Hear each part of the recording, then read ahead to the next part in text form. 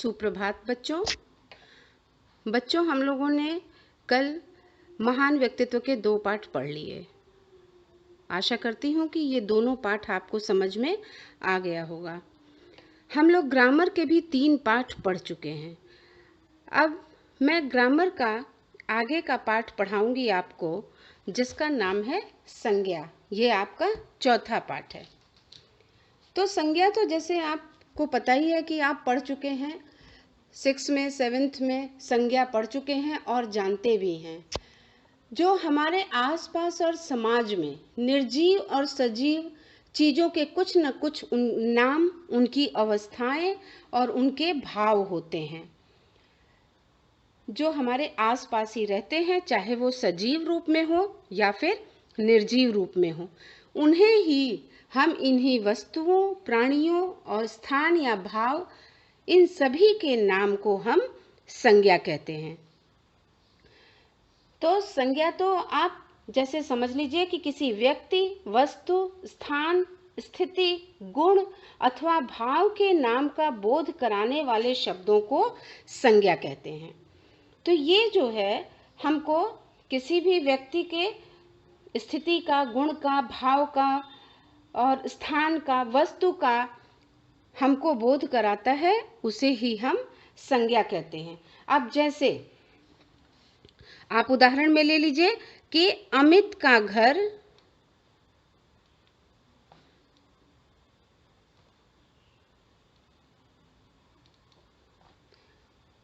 दिल्ली में है।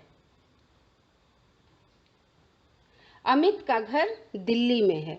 तो अमित किसी व्यक्ति का नाम है और दिल्ली जगह है अथवा स्थान है। तो ये जो है अमित का घर दिल्ली में है, अमित किसी व्यक्ति का नाम है, दिल्ली जगह का नाम है। और जैसे आगे का एग्जाम्पल हम ले सकते हैं कि खुशी मनुष्य के लिए आवश्यक है। तो खुशी क्या है? भाव है। खुशी भाव विशेष का नाम है। अब जैसे बुढ़ापा सभी रोगों का घर है। तो बुढ़ापा क्या है? बुढ़ापा हमको हमारी अवस्था को बताता है। खुशी भाव का नाम है और बुढ़ापा अवस्था को बताता है।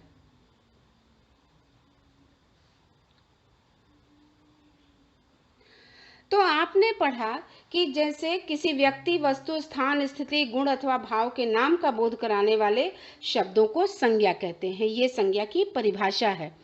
तो उसी प्रकार आपने उदाहरण में देखा कि जैसे अमित का घर दिल्ली में है। अमित व्यक्ति है, दिल्ली स्थान का नाम है। खुशी किसी भी व्यक्ति का भाव है। जैसे आपने लिखा कि खुशी मनुष्य के लिए आवश्यक है, तो खुशी भाव है। बुढ़ापा व्यक्ति का सबसे बड़ा ऐसी अवस्था जिसमें कहते हैं कि बुढ़ापा रोगों का घर है, तो इस बुढ़ापा को हम अवस्था कह सकते हैं। तो इस प्रकार आपने समझा कि संज्ञा कहते किसे हैं।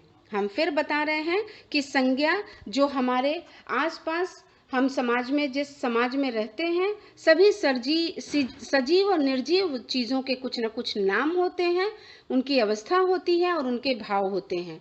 इन्हीं वस्तुओं, प्राणियों, स्थान या भाव इत्यादि के नाम को हम संज्ञा कहते हैं। अब संज्ञा की परिभाषा क्या है? जब हमने जैसे, अब आप गुण भी बताना जरूरी है। जैसे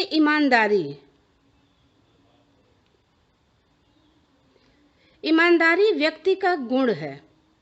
जैसे एग्जाम्पल में कह सकते हैं कि मोहन बहुत ईमानदार है। तो ईमानदारी व्यक्ति का गुण है। अब व्याकरण में जो शब्द किसी के नाम को बताते हैं, उसे हम संज्ञा कहते हैं। अब संज्ञा की परिभाषा आपने समझ लिया कि किसी व्यक्ति, वस्तु, स्थान, स्थिति, गुण अथवा भाव के नाम का बोध कराने वाले शब्दों को हम संज्ञा कहते हैं। अब संज्ञा के प्रकार, तो पहला है जातिवाचक, दूसरा है व्यक्तिवाचक,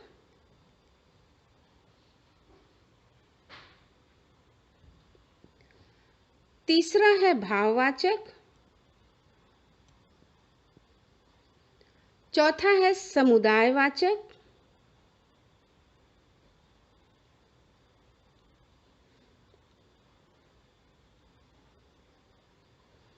और पांचवा है द्रव्यवाचक। तो ये संज्ञा के भेद हैं, प्रकार हैं। ये संज्ञा के पांचों प्रकार हैं। संज्ञा 5 प्रकार की होती है: जातिवाचक, व्यक्तिवाचक, भाववाचक, समुदायवाचक और द्रव्यवाचक। अब हम जातिवाचक संज्ञा पढ़ेंगे। पहला है जातिवाचक।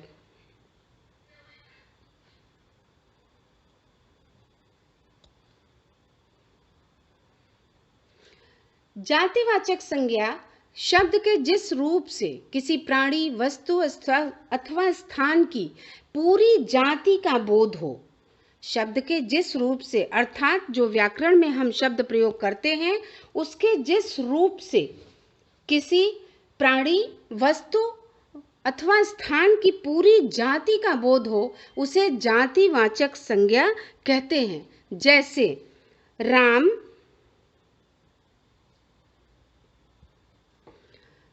गांव में रहता है।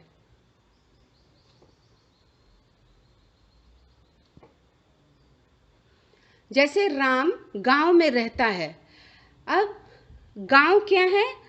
गांव पूरी जाति को प्रदर्शित कर रहा है। गांव शब्द जो है वो पूरी जाति को प्रदर्शित कर रहा है। अब दूसरा है, जैसे बालक खेल रहे हैं।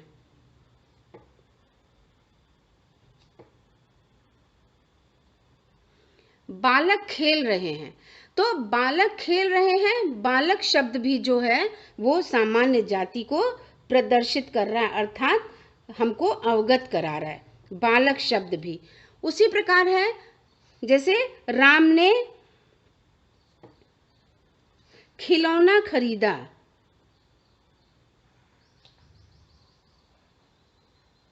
राम ने खिलौना खरीदा, तो खिलौना जो है ये वस्तु की सामान्य जाति को प्रदर्शित कर रहे हैं।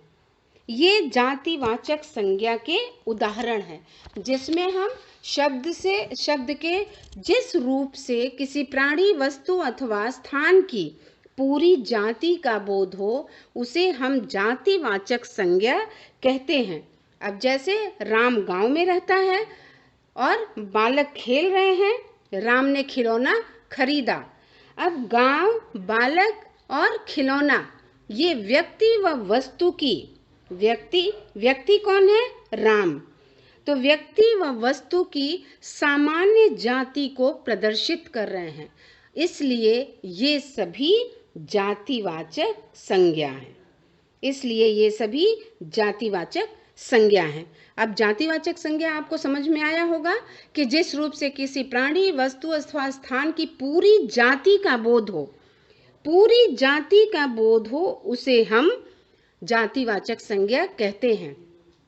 ये जो मैंने आपको वाक्य बना के दिखाया, इसमें राम गांव में रहता है, इसमें गांव पूरी जाति समूह को, सामान्य जाति को प्रदर्शित कर रहा है। बालक खेल रहे हैं, बालक व्यक्ति की सामान्य जाति को प्रदर्शित कर रहा है। और मधुर ने खिलौना खरीदा, खिलौना शब्द भी सामान्य जाति को प्रदर्शित कर रहा है। हमने इसमें किसी का नाम नहीं लिया है, पूरी जाति का बोध हो रहा है, हमने किसी का नाम नहीं लिया है। गांव में, बालक में, खिलौना में, ये पूरी जाति समूह को प्रदर्शित कर रहा है, इसलिए हम इसे जातिवाचक संज्ञा कहेंगे। तो पहला हमने पढ़ा जातिवाचक संज्ञा। अब दूसरा हम पढ़ेंगे व्यक्तिवाचक संज्ञा।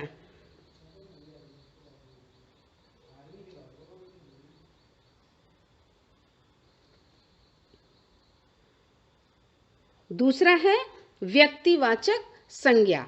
अब इस व्यक्तिवाचक संज्ञा की परिभाषा क्या है बच्चों? जिस रूप से, शब्द के जिस रूप से किसी विशेष व्यक्ति, वस्तु या स्थान का बोध हो।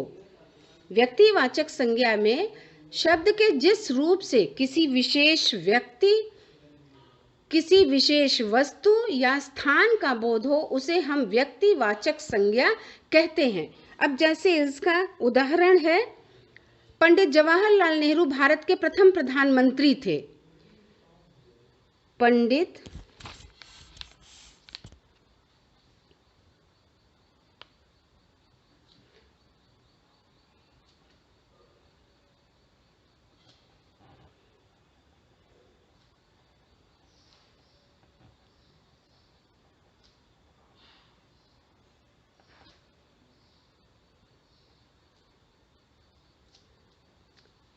इसमें हमने क्या लिखा कि पंडित जवाहरलाल नेहरू स्वतंत्र भारत के प्रथम प्रधानमंत्री थे। तो आपने इसकी परिभाषा क्या पढ़ी है कि जिस रूप से किसी विशेष व्यक्ति, वस्तु, स्थान का बोध हो। तो पंडित जवाहरलाल नेहरू विशेष व्यक्ति का नाम है। जवाहरलाल नेहरू विशेष व्यक्ति का नाम है, इसलिए ये व्यक्तिवाचक संज्ञा है। अब जैसे हम कहते हैं कि भगवत गीता एक पवित्र ग्रंथ है, एक एग्जाम्पल दिया कि भगवत गीता एक पवित्र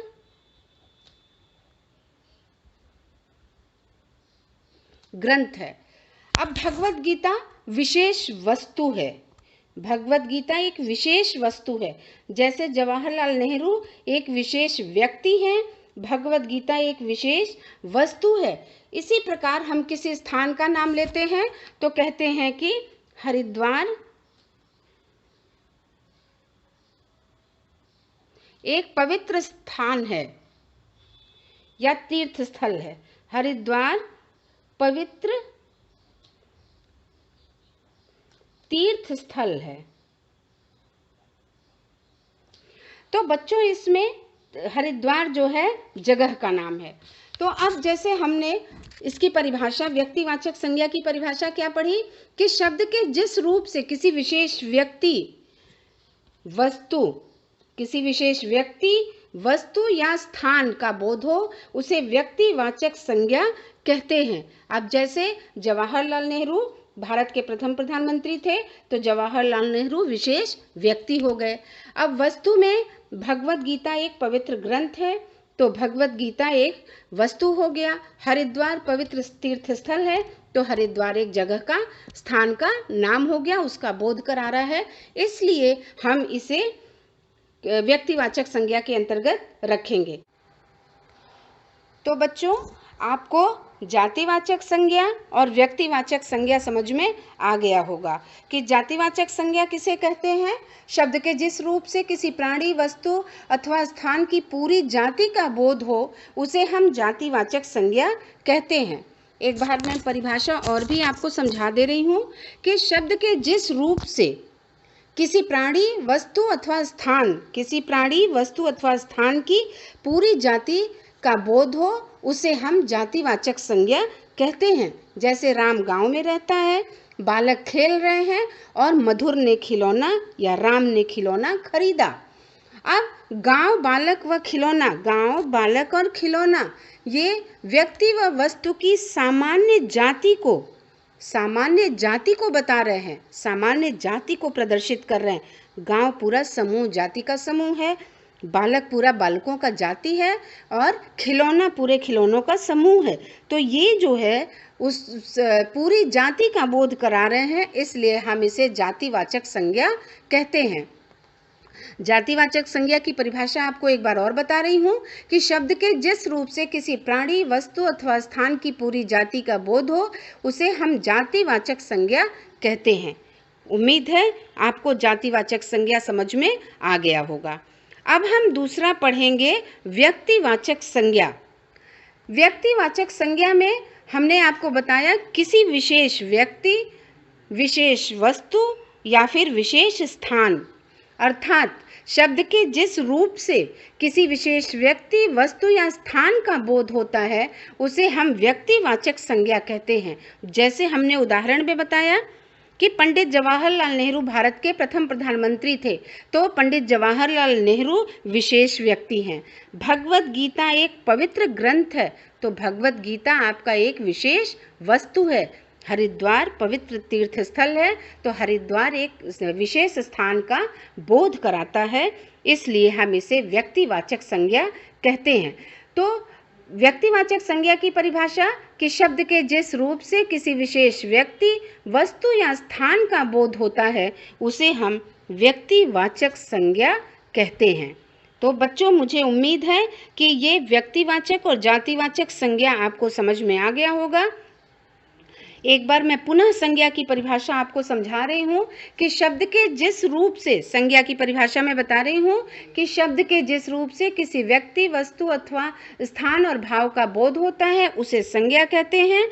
अब जैसे हमने उदाहरण में लिखा, उदाहरण में आपके लिखा कि अमित का घर दिल्ली में है। अमित क्या व्यक्ति है, दिल्ली जगह है। खुशी, हमको खुशी पूर्वक रहना चाहिए, खुशी भाव है। बुढ़ापा सभी रोगों का जड़ है, तो बुढ़ापा अवस्था है। ईमानदारी व्यक्ति का गुण होता है, तो ईमानदारी गुणवाचक है। तो ये जो है ये सभी संज्ञा का उदाहरण है। और संज्ञा की परिभाषा मैंने अभी आपको बताई कि संज्ञा शब्द के जिस रूप से किसी व्यक्ति, वस्तु, स्थान अथवा भाव का बोध होता है उसे हम संज्ञा कहते हैं। अब संज्ञा के कितने भेद होते हैं, कितने प्रकार होते हैं? संज्ञा के 5 भेद होते हैं: जातिवाचक, व्यक्तिवाचक, भाववाचक, समुदायवाचक और द्रव्यवाचक। ये संज्ञा के 5 भेद होते हैं। पहला है जातिवाचक और दूसरा है व्यक्तिवाचक। बच्चों, उम्मीद है कि ये दोनों संज्ञा आपको समझ में आ गया होगा। अब मैं नेक्स्ट डे जब आपको वीडियो बना के भेजूंगी उसमें संज्ञा के तीनों प्रकार को समझाऊंगी। थैंक यू बेटा।